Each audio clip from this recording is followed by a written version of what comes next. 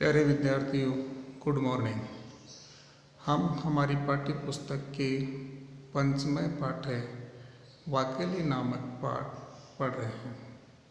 वाक्यली नामक पाठ से कल हमने दो पहेलियाँ पढ़ी, जाना और समझा। इसी क्रम में आगे बढ़ते हुए आज दो पहेलियों के बारे में और पढ़ेंगे, लेकिन पढ़ने से पहले पुनः जो कल हमने पढ़ी उन्हीं पहेलियों को एक बार फिर से दोहराते हैं। पहली जो पहेली थी, कस्तूरी चायते कस्मात को हंति करिणा कुलम किम कुर्यात कातरो युद्धे मृगात सिंह पलायते। कस्तूरी जायते कस्मात, कस्तूरी किससे उत्पन्न होती है? तो मृगात यानी मृग से, अर्थात हिरण की नाभि से। को हंति करिणाम कुलम, हाथियों के कुल को कौन मारता है? तो सिंह यानी शेर मारता है। किम कुर्यात कातरो युद्धे, कायर युद्ध में क्या करता है? तो कायर युद्ध में पलायते यानी भाग जाता है। तो 3 चरणों में प्रश्न पूछे गए और चौथे चरण में उनका उत्तर दिया गया। दूसरी पहेली थी, भोजन अन्ते च किम पेयम जयन्ते कस्य वे सुतः कथम विष्णु पदम प्रोक्तम तक्रम शक्रस्य दुर्लभम। भोजन के अंत में क्या पीना चाहिए? तो छाछ। जयंत किसका पुत्र है? इंद्र का। विष्णु का पद कैसा कहा गया है? तो कठिन कहा गया है या दुर्लभ कहा गया है। इसी में भी 3 चरणों में प्रश्न पूछे गए और चौथे चरण में उत्तर दिया गया। तो इस प्रकार से पहेलियाँ हमारा बौद्धिक ज्ञान और मनोरंजन दोनों करवाती है। पहेलियों से अनेक प्रकार की ज्ञान की प्राप्ति होती है और मनोरंजन होता है और शिक्षाविद मानी गई है। सभी भाषाओं में ये प्रचलित होती है। उसी क्रम में आगे बढ़ते हुए आज 3 नंबर की जो पहेली है उसके बारे में पढ़ते हैं। रवि है कवि है किम समरस्य सारम कृष्य भयम किम किंवदंती भृंगा सदा भयम च अपि भये च केसाम भागीरथी तीर सम आश्रिता नाम। रवि, रवि का यानी सूर्य का। कव्य, कवि का। किम क्या? समरस्य युद्ध, सारम सार। कृष्य, कृषि या खेती। भयम यानी डर। भृंगा भंवरे। सदा हमेशा। भयम डर। चय और अभी भी। कैसा किनका। तो इसमें कुछ और कठिन शब्दार्थ हैं। रवि यानी सूर्य का, समरस्य यानी युद्ध का, भृंगा यानी भंवरे, ऐदंती यानी खाते हैं, भागीरथी यानी गंगा नदी। तो प्रस्तुत पहेली के 3 चरणों में 7 प्रश्न पूछे गए हैं तथा उनके उत्तर चतुर्थ चरण में दिया गया है। और जो चौथा चरण है वो है भागीरथी तीर सम आश्रिता नाम। जब इसको खोल कर देखते हैं तो इनका अलग अलग अर्थ प्रकट होता है और अलग अलग रूप में। भा यानी कांति या प्रकाश। गी यानी वाणी या भाषा।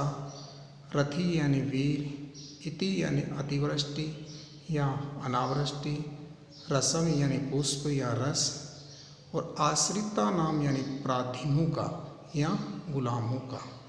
यह इस अंतिम चरण का अर्थ होता है जो पूछे गए सभी 7 प्रश्नों का उत्तर देता है। जैसे पहले था, रवि यानी सूर्य का सार क्या है? तो रवि सारम किम, सूर्य का सार क्या है?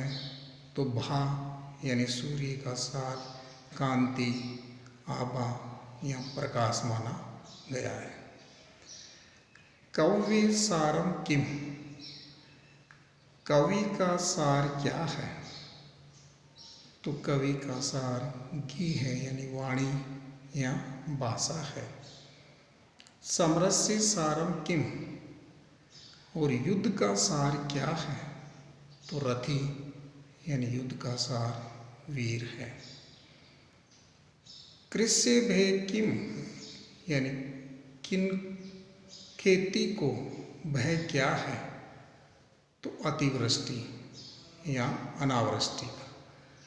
बावरे क्या खाते हैं? तो बावरे पुष्प या रस पीते हैं। किनको सदा भय रहता है? तो पराधीनों को, जो गुलाम होते हैं उनको हमेशा भय रहता है। किनको सदा अभय रहता है और कौन हमेशा निडर रहते हैं? तो इसका उत्तर है गंगा के किनारे पर रहने वालों को किसी प्रकार का भय नहीं होता। तो इस प्रकार से ये प्रश्न पूछे गए। एक बार फिर से देखना। रवि कव्य किम समरस्य सारम, कृष्य भयम किम किम दंती भृंगा, सदा भयम च अपि भयम च केशम वागिर्ति तीर्षम आश्रिता नाम। रवि सूर्य का, समरस्य युद्ध का, कव्य कवि का, भृंगा बावरे, ऐदंती खाते हैं, भागीरथी गंगा नदी।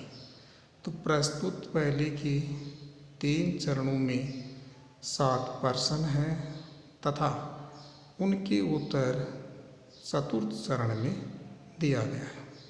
चौथा जो चरण है उसको इस प्रकार से विभाजित किया है। भा यानी कांति या प्रकाश, गी यानी वाणी या भाषा, रथी यानी वीर, इति यानी अतिवृष्टि, रसम यानी पुष्प या रस, आश्रिता नाम यानी पराधीनों को या गुलामों को। ये इसका अंतिम चरण है। अब इन 7 प्रश्नों के उत्तर अंतिम चरण के आधार पर दिए गए हैं। सूर्य का सार क्या है? तो सूर्य का सार भा यानी कांति या प्रकाश माना गया है। कवि का सार क्या है? तो कवि का सार वाणी या भाषा है। युद्ध का सार क्या है? तो युद्ध का सार वीर या वीरता है। खेती को भय क्या है? अतिवृष्टि का या अनावृष्टि का। बावरे क्या खाते हैं? तो बावरे पुष्प या रस। किनको सदा भय रहता है? यानी हमेशा कौन भयभीत रहते हैं? तो पराधीनों को या गुलामों को। किनको सदा अभय रहता है? गंगा नदी के किनारों पर रहने वालों को। आगे है चौथा, जो पहले के रूप में सीमांतनेषु का शांता, राजा क अद्भुत गुणोत्तम, वित्ति का सदा वंद्या, अत्र वोक्तम न उदिते। सीमांतनेषु का शांता, राजा क अद्भुत गुणोत्तम, विद्विभी का सदा वंद्या, अत्र वोक्तम न उदिते। सीमांतनेषु का शांता, राजा क अद्भुत गुणोत्तम, विद्विभी का सदा वंद्या, अत्र वोक्तम न उदिते। सीमांतनेषु स्त्रियों में, शांता है पवित्र, गुणोत्तम गुणवानों में श्रेष्ठ, वंद्या वंदनीय, उदित ज्ञात होता है। यानी कुछ कठिन शब्दार्थ हैं। सीमांतनेषु स्त्रियों में, शांता पवित्र, गुणोत्तम गुणवानु में श्रेष्ठ, वंद्या वंदनीय, उदित्य ज्ञात होता है। तो हिंदी अर्थ है, प्रस्तुत पहले में जो प्रश्न है उसका उत्तर उसी प्रश्न का पहला व अंतिम अक्षर के मिलने से प्राप्त होता है। सीमांतेषु का शांता, यानी स्त्रियों में शांता कौन है, अर्थात स्त्रियों में शांत स्वभाव की कौन है। तो पहला अक्षर सी और लास्ट का ता, तो सीता। दूसरा है, गुणवानु में श्रेष्ठ राजा कौन है, राजा को बुद्ध गुणोत्तमा, यानी गुणवानु में श्रेष्ठ राजा कौन है। तो पहला अक्षर रा, दूसरा मैं, तो राम। विद्वत भी का सदा वंद्या, विद्वानों द्वारा सदा वंदनीय कौन है, तो विद्या। तो एक बार वापिस चौथी पहले को देखना। सीमांतेषु का शांता, राजा को अबुद्ध गुणोत्तम, विद्वपी का सदा वंद्या, अत्र वोक्तम न उदिते। तो सीमांतेषु यानी स्त्रियों में शांत स्वभाव की कौन है, तो सीता। गुणवानों में श्रेष्ठ राजा कौन है, तो राम। विद्वानों द्वारा सदा वंदनीय कौन है, तो विद्या। अत्र वोक्तम न उदिते, अत्र यानी यहाँ, वोक्तम यानी कहा गया है, न यानी नहीं, उदिते यानी जानते हैं। यहाँ जो कहा गया है वो हम जानते हैं। तो इस प्रकार से ये पहले थे। एक बार दोनों पहलियों को पुनः दोहराते हैं। रवि कवि किम समरस्य सारम, कृष्य भयम किम किंवदंती भृंगा, सदा भयम च अपि भय च केशम भागीरथी तीर्षम आश्रितानाम। रवि सूर्य का, समरस्य युद्ध का, भृंगा बावरे, ऐदंती खाते हैं, भागीरथी गंगा नदी, कव्य कवि का, सारम सार, सदा हमेशा, भयम डर, च और अभी भी, केशम किनका। तो प्रस्तुत पहले के 3 चरणों में 7 प्रश्न है तथा उनके उत्तर चतुर्थ चरण में दिया गया है। चौथा जो चरण है, भागीरथी तीर्षम आश्रिता नाम, जब इसको खोला जाता है तो भा का अर्थ यहाँ कांति और प्रकाश से है, गी का अर्थ वाणी और भाषा से है, रथी का अर्थ वीर या वीरता से है, इति का अर्थ अतिवृष्टि या अनावृष्टि से है, रसम का अर्थ पुष्प या रस से है, आश्रिता नाम का अर्थ पराधीनों से या गुलामों को है। फिर उनको जब अलग अलग लिखा गया तो पहला था रवि सारम किम, यानी सूर्य का सार क्या है, तो भा कांति या प्रकाश माना गया है।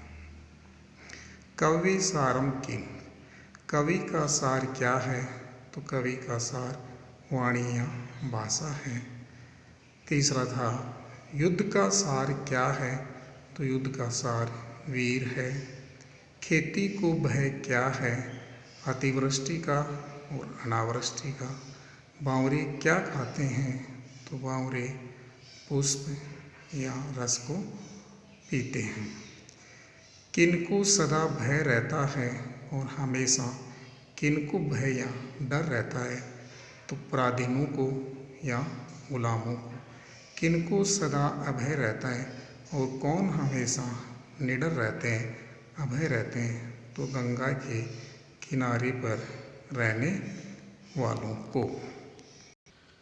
चौथी जो हमारी पहली थी वो इस प्रकार से है, सीमांतेषु का शांता, राजा को अभय अबुद्ध गुणोत्तमय, विद्वद्भी का सदा वंद्या, अत्र वोक्तुम न विद्यते।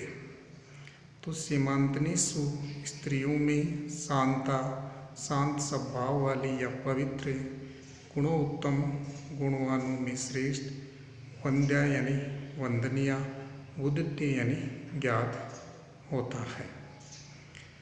हिंदी अर्थ है इसका कि इस पहले में भी जो प्रश्न पूछे गए हैं उसका उत्तर भी उसी प्रश्न का पहला व अंतिम अक्षर मिलने से प्राप्त हो जाता है।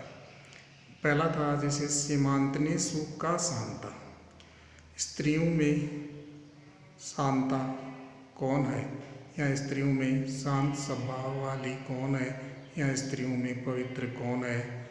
तो पहला अक्षर सी है और अंतिम अक्षर ता है, तो सीता।